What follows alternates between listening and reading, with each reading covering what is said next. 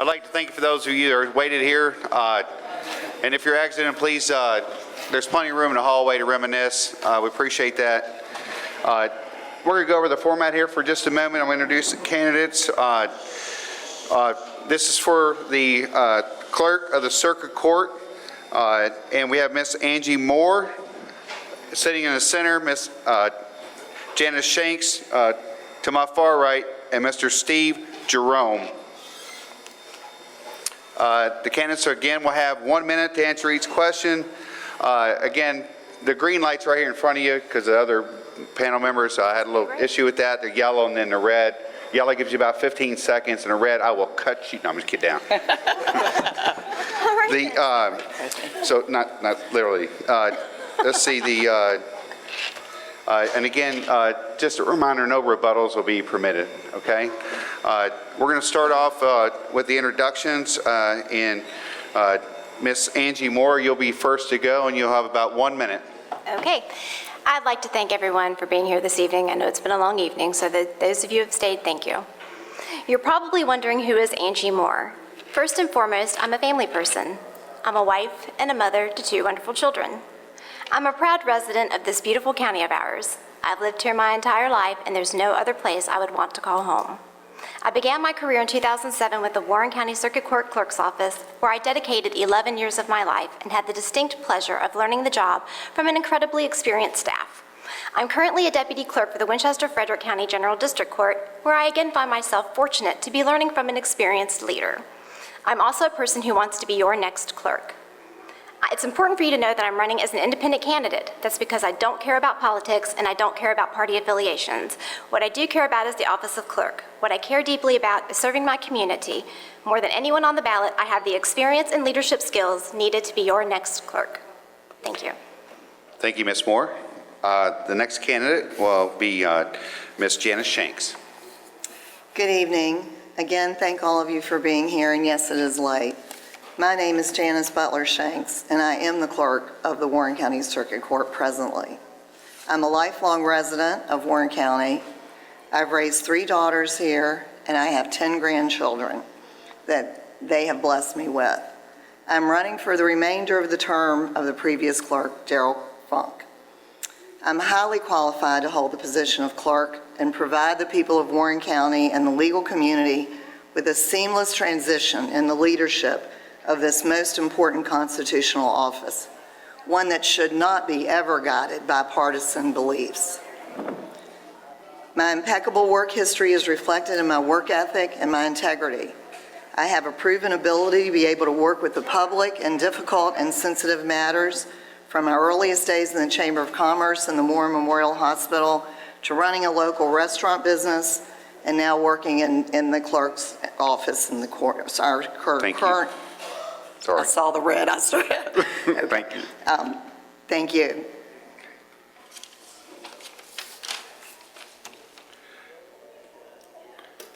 Okay, we'll begin tonight with Ms. Moore. Stephen. Oh, I'm so sorry. This is it. It's late. I'm out. It's late. I'm sorry, sir. I've lived in Front Royal for 18 years, where my wife and I have been raising our 7 children. And I've been practicing law here for 16 years. Tonight I'm here to ask you to hire me to be the next clerk of the court, to serve with honesty, transparency, and respect. I have over 16 years of experience managing cases and staff. I am a conservative and an unapologetic Republican. I am the Republican nominee. I am pro-life, pro-family, pro-small business, and pro-Second Amendment. Since moving to this community, I have been active and engaged in community service. I currently serve on the United Way Board, the 4-H Board, and the Advisory Board to Social Services. I'm really excited about the opportunity to apply my legal training and my experience and my conservative values to benefit this community, which I now proudly call my home. Thank you. Thank you, Mr. Moore. That's Mr. Jerome. My apologies. It's late. It's not that late.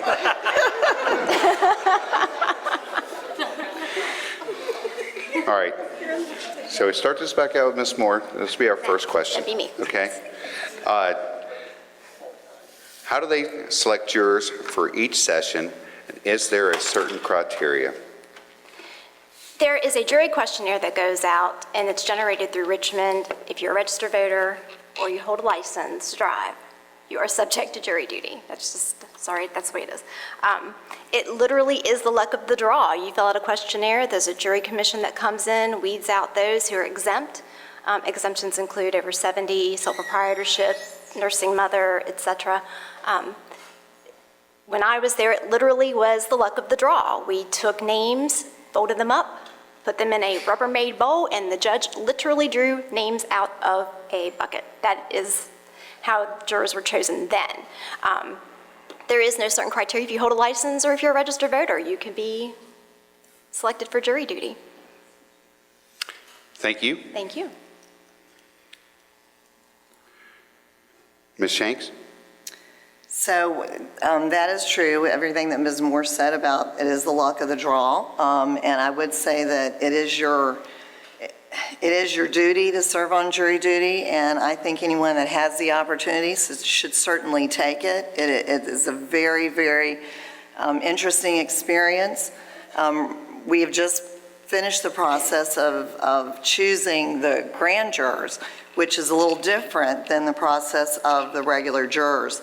With the grand jury, the judge, your presiding judge, actually chooses between 60 and 120 residents, and that's done every year, June, July, and August for the next year for the jurors.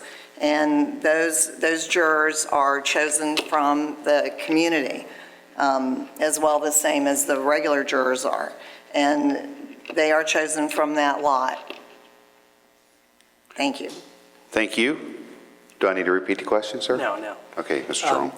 I agree with what my opponents have said about the jury selection process. My understanding is there's also the clerks involved with the juror commission or commissioners to help in the selection of who's going to be in the jury pool, and working with the Supreme Court to get certain lists and things of potential jurors. So as Janice has said, yeah, it's an important civic duty that you have to fulfill as part of our legal system, and I look forward to helping and to actually trying to improve the jury selection process and the orientation process. So that's the jury selection system, I think, in a nutshell. It is. Okay, thank you for that. All right, we'll start out with Ms. Shanks with question number 2. Excuse me, let's see. That's correct. Ms. Shanks, what are the duties of the clerk of the court as you understand them? The clerk of the court is given, there are over 800 duties by statute that the circuit court clerk is given to perform. There is a list of those that anyone can look at. We have judicial, we have the fiscal, we have non-judicial. The fiscal, of course, the clerk collects and accounts and distributes. Last year we had almost $5 million in fees, fines, cost, and restitution. The non-judicial, of course, where the clerk is the probate judge for administration of all wills and estates. We maintain all the land records for the county. The clerk manages and records many other transactions, judgments, financial statements, marriage license, concealed handgun permits, administers oaths for ministers, notaries, local commissioner, board members, law enforcement officers. And then, of course, we have the judicial, which is the civil and criminal cases in our court. Thank you. Sorry. Thank you. Sorry. Okay. Mr. Jerome? Yeah, in addition to those many duties that Janice has mentioned, the clerk also administers oath to elected officials. It helps take in their bond. Responsible for collecting the criminal and civil fees and reporting that to the state. It's a liaison with the Commissioner of Revenue's office when deeds and things are recorded, the health department for vital statistics for marriages and when the licenses come through, and for divorces, safeguarding the ballots after elections. you know, and as Janice said, this is somewhat of an overlooked job and its importance to the community because we are the custodian of most of the important legal records for the entire county, and helping a historical record with genealogies and things like that to keep the continuity with the past and the future. So it's an important job. It's not to be overlooked. Thank you. Ms. Moore? Yes. Keeping in mind what both opponents said, they are absolutely right. The circuit court's main function, the clerk's main function, is to be the keeper of the record. We are the only court of record at the local level. That is, the main goal is to preserve those, to keep those. There are all of the duties that they listed. There is one area that I would like to expand on if I'm elected, that is the genealogy department. It is listed in the budget as being something that we cover, and honestly, that is not something that we cover. We just haven't had the time. Staffing, sometimes that requires a lot of time out of a staff member's day, and there are ways that we can go about that. There are some ideas that I have that we can implement that would free up some other people for some genealogy research to help assist people in the record room, because that seems to be the place that most people need assistance, and that seems to be the least staffed department. So I think that would need to be addressed and dealt with. Thank you. Thank you. The third question, we'll start out with Mr. Jerome. Why is the clerk of the court position important to the citizens of Warren County? As I alluded to earlier, all of the records, all of the court records for the entire county, your land records, so your deeds to your property, your deeds of trust that tells, the rest of the world, who holds a lien on your house. You go there to get your marriage license, your concealed carry permit. You have a civic duty to serve on juries. We help with the impaneling of juries.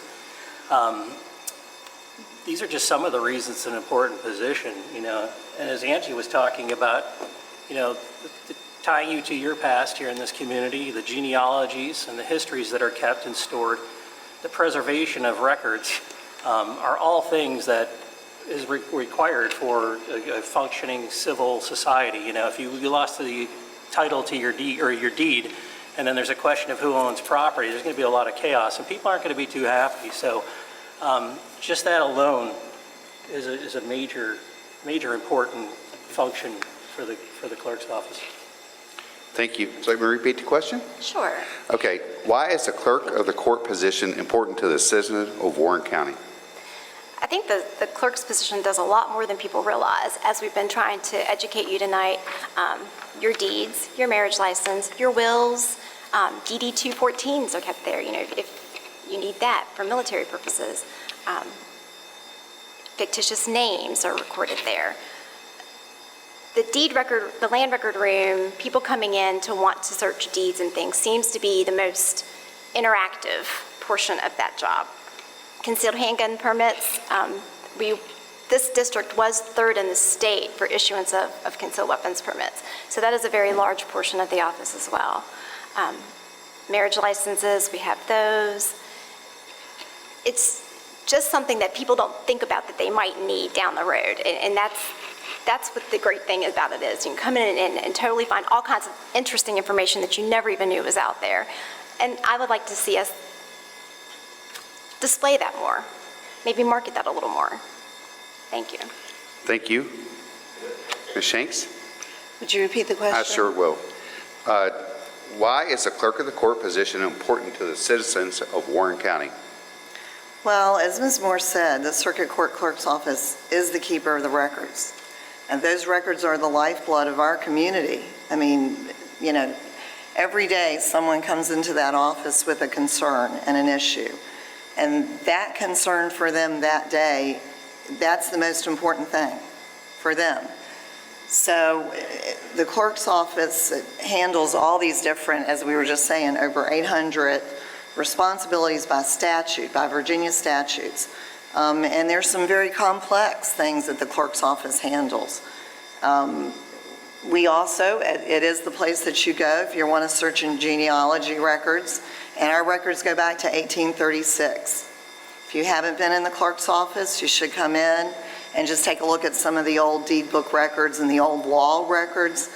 We've actually just gotten a request to do some research on murders that were in the community years ago, and some of those records are very old, go back into the 1800s. So thank you. I'm red lighted again. Sorry.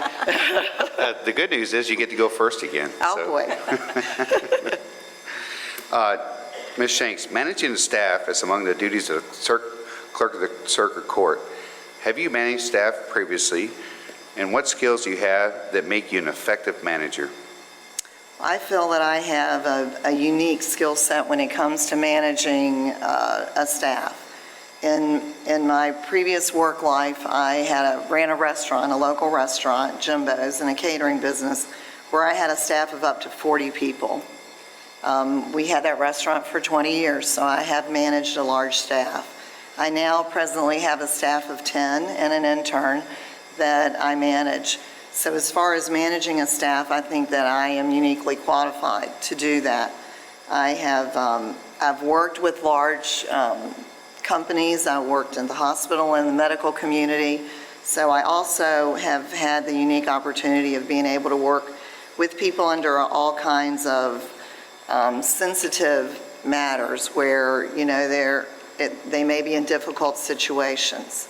I have taken management courses, been in management conferences over my years with the restaurant business, and I do think I'm uniquely qualified. Thank you. Mr. Jerome, managing the staff is among the duties of the clerk of the circuit court. Have you managed staff previously, and what skills do you have that make you an effective manager? Well, I currently have a staff that I manage in our law practice.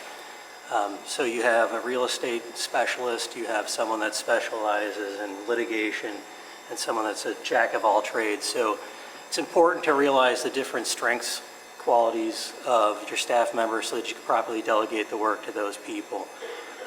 I've also had experience in the past as a paralegal and even as a kind of a supervisory paralegal with a much larger staff in a big law firm in Washington, D.C. And again, it's important to make sure that your staff is trained, that you assess their skill set, and that you know where to delegate where the work's going to be most efficiently done. And I've had experience with that, and I still do it on a daily basis. So I think I'm more than able to manage a staff team. Thank you, sir. Ms. Moore?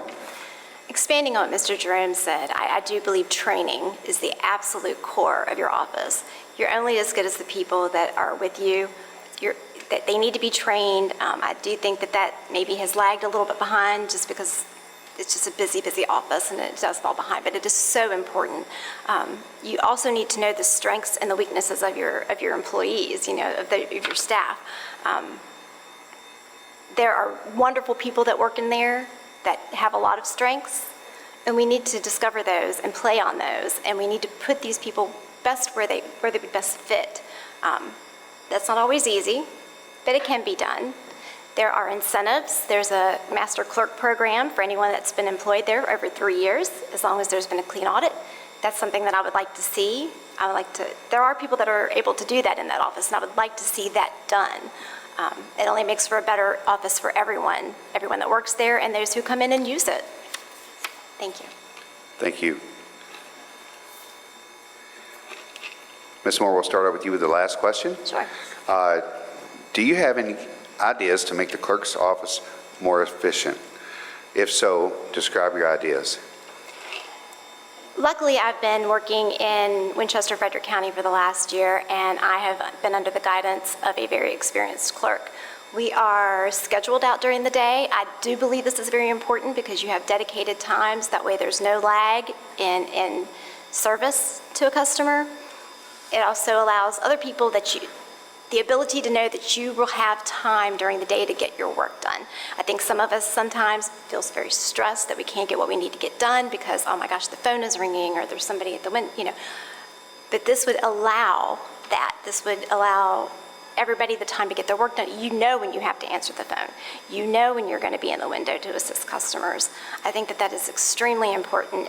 It would be a much bigger weight off their shoulders and to the public. You know, you're going to be more apt to want to serve the public. You know, if you're comfortable with what you're doing, you know you have time left in the day to get your work done. Thank you. Thank you. Ms. Shanks? Would you repeat the question? I sure will. Do you have ideas to make the clerk's office more efficient? If so, describe your ideas. I do. So I'll start with some of the things that I have already put into place. We're working on user-friendly how-to guides for our land record department. As Ms. Moore mentioned, that is a very busy area of the clerk's office. People from the community are coming in constantly looking up, trying to view. So I'm in the process of developing how-to guides to aid them and assist them in moving around and navigating, looking for things in the office. There's always going to be someone there to assist them, to help, but some people just want to do it on their own. They want to go in and noodle around and see what's there. So I think that's going to be very helpful. I've already put up informational materials, handouts, that are provided by the Virginia State Bar. I have made changes in the office as far as the staff. As Mr. Jerome and Ms. Moore first also mentioned, you do have to look at each person and what their strengths are. And so we've already made some changes there that have been very good changes and have really assisted in the efficiency of the office. Thank you. Thank you for that. Mr. Jerome, would you like me to repeat the questions? Please. Okay. Do you have ideas to make the clerk's office more efficient? If so, describe your ideas. Yeah, I think that's an excellent question. As I said before, I think it's the training issue, especially cross-training, so that when people go on vacation, there's an illness or workload demands, that the other clerks can kind of pitch in and help out and spread it around or be able to take over and handle things. So I think training is paramount to increasing the efficiency, especially with the conversion to the digital records and to the posting of pleadings and court records for ongoing cases. To have that system catch up a little bit, it's fairly new, so that's another area where training could play a huge part, I think. That to me is the paramount. Thank you for that. At this time, this will be our, you'll have 2 minutes to state your claim to fame and wish you luck. Want to thank you and want to thank everyone else for coming out tonight and being here for the Chamber putting on this event. So we'll start with you, Ms. Moore, 2 minutes. Yes, sir. Again, I want to thank everyone for taking time out of your busy lives to attend this forum. It tells me that you want to educate yourself on the candidates running in this year's election because you're looking for the best person for the job. It shows just how much you care about your community. I told you that I'm not a political person, but I do have a campaign slogan: you deserve more. Forgetting for a moment that that's my last name, don't you believe that you really do deserve more? Don't you want more out of your county representatives, more services, better experiences from your county offices? A vote for me does in fact get you more. You'll get a person with more experience than any other candidate running for clerk. You'll get a person who exhibits a strong work ethic, a person with a deep dedication to and understanding of the profession, a person with a desire to be the best clerk I can be. I spent 11 years working in the Warren County Circuit Court Clerk's office. I've spent the past year with the Winchester-Frederick County General District Court. In addition to all my years of on-the-job training under an experienced and tenured staff, I'm Supreme Court trained and certified in civil and criminal case processing, land recording, cost assessment, restitution, auditing, bookkeeping, and probate. What does this mean for you? It means you'll be getting a person who can hit the ground running, a person who can evaluate the office with an experienced eye, seeking out ways to improve the office to better serve this community. The other candidates simply cannot match my experience or institutional knowledge. I have a strong tie to Warren County. It is a place I've called home my entire life. Has that been 2 minutes? 2 minutes and Has that been 2 minutes? 25 Are you seconds, sure? sorry. I was going to say, I thought so. I mean, this Of is- all the mistakes that we've made up here tonight, you're welcome to have one. I'm so we sorry. forgive you. We forgive you. I think you've practiced this, so you knew it wasn't 2 minutes. That's awesome. That's why I know. I'm like, I should stop. Go ahead. I have strong ties to Warren County. It is the place I've called home my entire life. It's where I reared my children. I'm running as an independent candidate so I can serve you free of any and all political affiliations. My passion is for the job of clerk, and I am dedicated to serve this community. Place your trust in me. Vote for me because you really do deserve more. Thank you. And thank you. Should have some time left, right? You have plenty of time. Okay, Ms. Shanks? We've heard a lot tonight about the qualifications, and the qualifications are very important. But I would like to talk to you a little bit about the accomplishments that I have already had done in the office since July when I took office.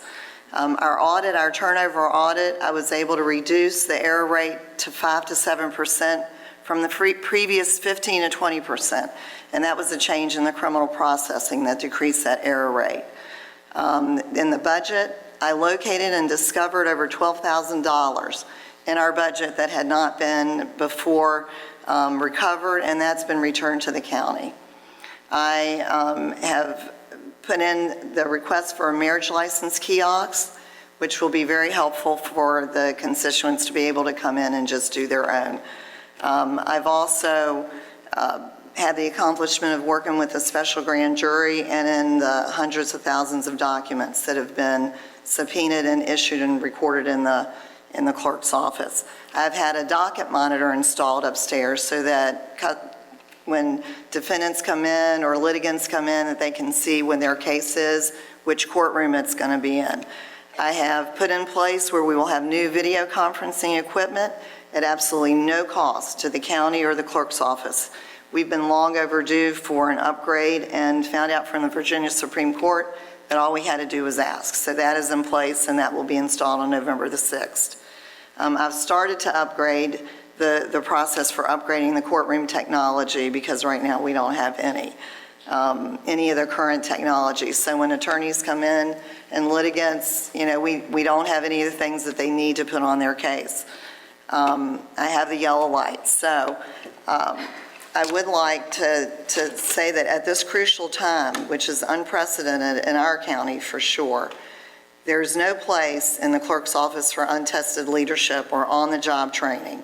This is a top position. I remain hopeful that at the end of this process that we've put in place, our community can put this chapter behind us and look forward. Abraham Lincoln said, "You don't change horses midstream."